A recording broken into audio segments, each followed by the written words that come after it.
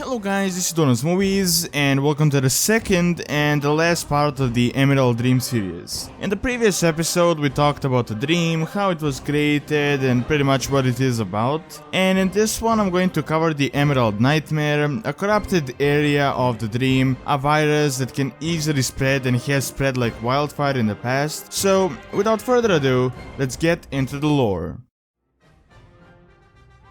So far we know that the Emerald Dream is a plane created by the Titans, a copy of Azeroth that is pure and untainted by the presence of the mortals. We also know that the old gods don't like the Titans, and the Titans can imprison them for thousands of years. And since the old gods can't really fight physically, they can manipulate and whisper from their prisons. And so far they have caused the Curse of Flesh, corrupted one of the dragon aspects Deathwing, and made a pact with a lot of the races such as the Naga that are serving them currently. And another thing they also did was corrupting the Emerald Dream plane. Now, so far we have learned that the source of this mysterious corruption is actually the old god Enzod, which is the same old god that corrupted Deathwing and presumably Ashara and the Naga.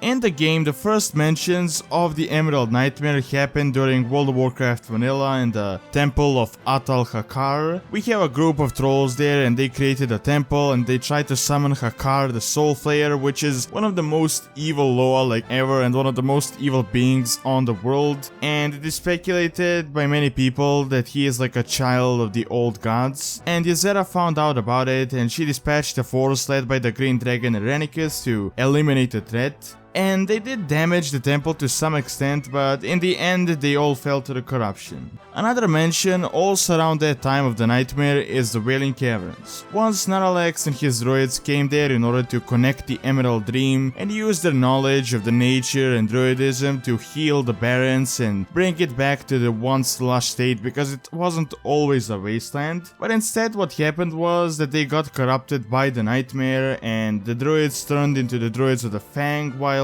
Naralex was stuck inside the nightmare, so those are one of the original signs of the corruption.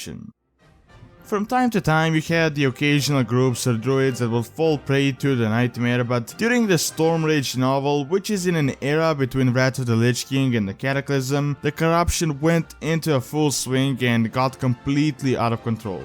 The leader of the Nightmare was the Nightmare Lord, and also known as Xavius, and I actually talked about him in the Satyr video, but in short he was an advisor to Queen Ashara. Later on he got turned into a form of a Satyr by Sargeras himself, and he was given a task to kill Malfurion. Of course he failed, and he was turned into a harmless tree by Malfurion, or at least that is what Malfurion thought, because in the meantime Xavius got powers from his new master Enzod. He also manipulated Fandrel's stag helm into plunging a branch from the tree of Xavius into Teldrassil, which would corrupt all the lands around him.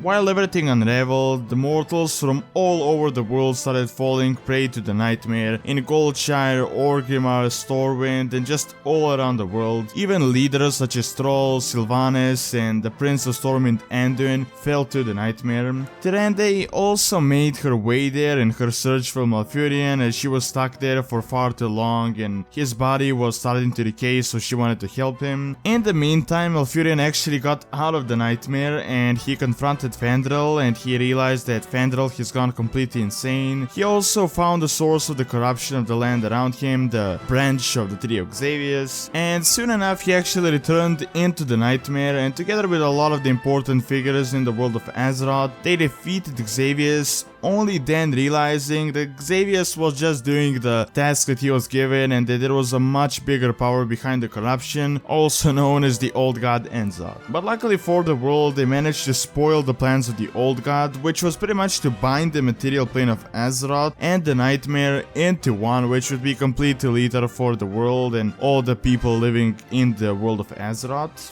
And even though defeated, they haven't really eradicated the threat. I mean, the nightmare was isolated into the area of the dream called the Rift of Uln, and since it couldn't be destroyed, Malfurion had to seal it off. And then he realized that at one point it will become a great danger again and that you'll have to prepare for it at some point.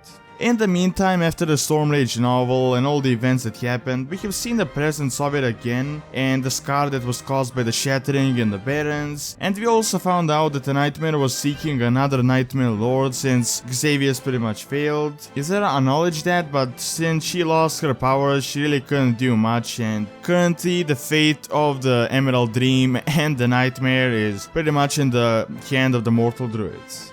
Fast forward to the current point, we have learned that the Nightmare is active once more and that it will play a big part in the new expansion, the Legion. The source of the Nightmare this time is the tainted world tree called Shaldrasil, which is located within the Broken Isles, and so far we know about 4 different world trees: Voldrasil, Shaldrasil, Nordrasil, and Teldrasil. Also, apparently Xavier somehow managed to get back to his previous position, even though he pretty much in his history failed the Sharas, Sargeras, and the Old Gods, so he has been given another chance, but I don't think he will really succeed this time. All in all, the Nightmare being reintroduced right now does make sense, because this would be the perfect time for it to strike again, because the world will be vulnerable from the Burning Legion invasion.